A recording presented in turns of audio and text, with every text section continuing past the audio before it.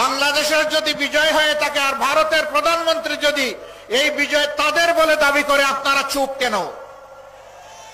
আপনাদের চেতনা কোথায় যায় তখন? সীমান্তে যখন ফেলানির লাশ ঝুলে থাকে, আপনাদের চেতনা তখন কোথায় থাকে? দিনের পর দিন যখন নিরীহ মানুষকে বর্ডারে হত্যা করা হয়, তখন আপনাদের মুখ দিয়ে আওয়াজ বের হয় না। বরঞ্চ আপনাদের এক সময় পররাষ্ট্রমন্ত্রী বলেছিল, সীমান্তে যারা বাংলাদেশি মারা যায় তারা দুষ্কৃতকারী। লজ্জা, জাতীয় লজ্জা। আপনারা এই দেশের মন্ত্রী হয়ে ভিন্ন দেশের গান গান, কারণ আপনাদের মাথা অন্য জায়গায় আপনারা বন্ধক রেখেছেন। আসসালামু আলাইকুম ওয়া রাহমাতুল্লাহ। আলহামদুলিল্লাহ রাব্বিল আলামিন ওয়াসসালাতু ওয়াসসালামু আলা রাসূলিহিল কারীম ওয়া আলা আলিহি ওয়া সাহবিহি ওয়া আহলি বাইতি আজমাইন, আম্মা বাদ। বাংলাদেশ জামাত ইসলামী ঐতিহ্যবাহী ঠাকুরগাঁ জেলা শাখা কর্তৃক আয়োজিত জেলা স্কুল মাঠের আজকের এই বিশাল কর্মী সম্মেলনের সম্মানিত সভাপতি,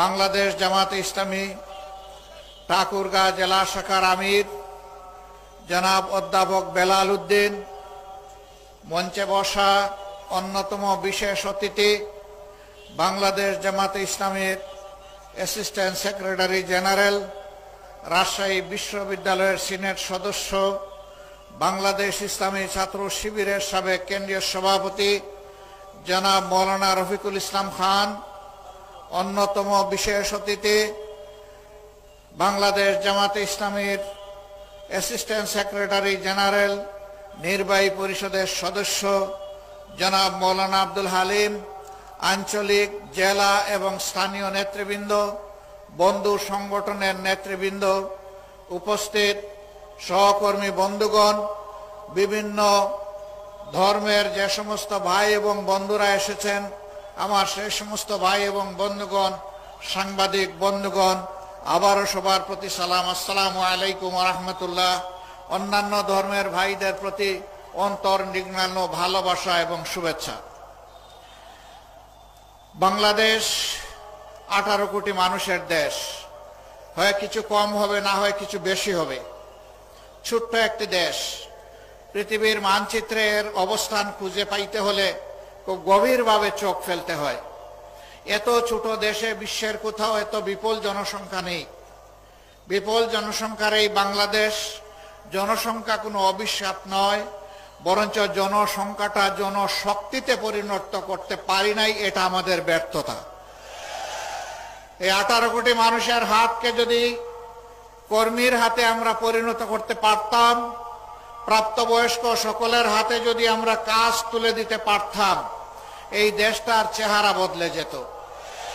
এ দেশেরই মানুষ বিশ্বের বিভিন্ন জায়গায় গিয়ে সেই দেশের চেহারা বদলিয়ে দিচ্ছে, কিন্তু আফসোস নিজেদের দেশের চেহারাটা আমরা বদলাতে এখনো পারিনি।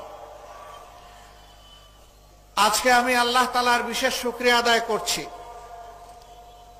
যে হাজারো নিষ্পেষণ, নির্যাতন, জুলুম, খুন, গুম, ধর্ষণ, লুণ্ঠনের তাণ্ডব চালানোর পর 17.5 বছর পরে বাংলাদেশের মানুষ একটু স্বস্তিতে শ্বাস নিতে পারছে। 15.5 বছর টানা ফ্যাসিবাদী সরকারের বিরুদ্ধে দেশের সকল বিরোধী দল দফায় দফায় আন্দোলন করেছে। এই আন্দোলন করতে গিয়ে অনেক মূল্যবান জীবন ঝরে গিয়েছে। এই আন্দোলন করতে গিয়ে অনেকে পঙ্গু হয়েছেন, আহত হয়েছেন, অনেককে ধরে নিয়ে গায়েব করা হয়েছে। আজ পর্যন্ত তাদের আপনজন জানে না তারা দুনিয়ায় বেঁচে আছে কি নেই। এই আন্দোলন করতে গিয়ে অনেকে চাকরিহারা হয়েছেন, অনেকের ব্যবসা বাণিজ্য ধ্বংস করা হয়েছে, ঘর বাড়ি লুণ্ঠন করা হয়েছে, আগুন দেওয়া হয়েছে, তছনছ করা হয়েছে। আর জামাতে ইসলামীর নেতৃবৃন্দের ঘর বাড়ি বুলডোজার দিয়ে ভেঙ্গে গুঁড়া করে দেওয়া হয়েছে।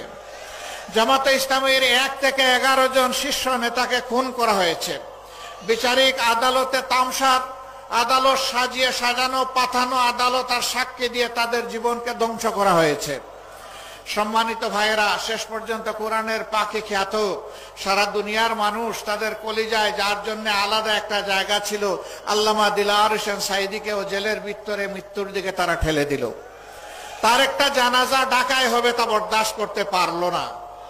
শেষ পর্যন্ত তাকে জোর করে পিরোজপুরে পাঠিয়ে দেওয়া হলো।